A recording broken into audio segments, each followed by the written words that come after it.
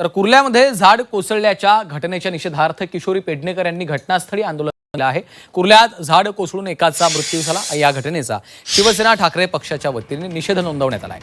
आता मुंबईकरांनी स्वतःची काळजी घ्यायची आहे असं किशोरी पेडणेकरांनी म्हटलेलं आहे। त्याला ऋतू तावडे यांनी उत्तर दिलं, राजकारण करण्याची गरज नाही, मुंबईकरांच्या सुरक्षेची जबाबदारी सर्व पक्षांची असल्याचं ऋतू तावडे यांनी म्हटलं आहे।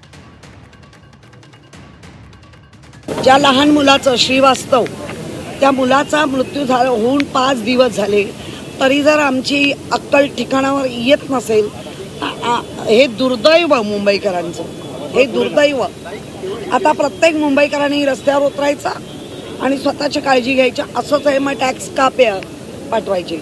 माझं म्हणणं आहे, CC रोडचे जे अधिकारी आहेत, वरिष्ठ अधिकारी, यांना पहिला निलंबित नाही, यांना बडतर्फ करा, यांच्यावर मनुष्यवधाचा गुन्हा दाखल करा।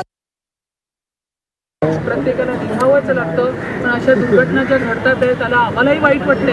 आम्ही या ठिकाणी पोहोचतोय, पण या ठिकाणी राजकारण करून काही होणार नाहीये। या ठिकाणी आता ही एक सामूहिक जबाबदारी आहे, सर्व पक्षांची या ठिकाणी सामूहिक जबाबदारी आहे। आम्ही काय केलं, तुम्ही काय केलं, आम्ही असं हे बोलण्याची वेळ आहे काय? ज्या पद्धतीमध्ये फोनवरती, ज्या पद्धतीमध्ये सुषमा अंधारे असतील, किशोरीताई असतील किंवा मनसेचे, अरे तुम्हाला हे समजायला पाहिजे की या ठिकाणी महायुतीतल्या काय महापौरांना काय इच्छा आहे का की हा फांद्या पडावा, मुंबईकरांना काय व्हावं, ही आमची इच्छा आहे का?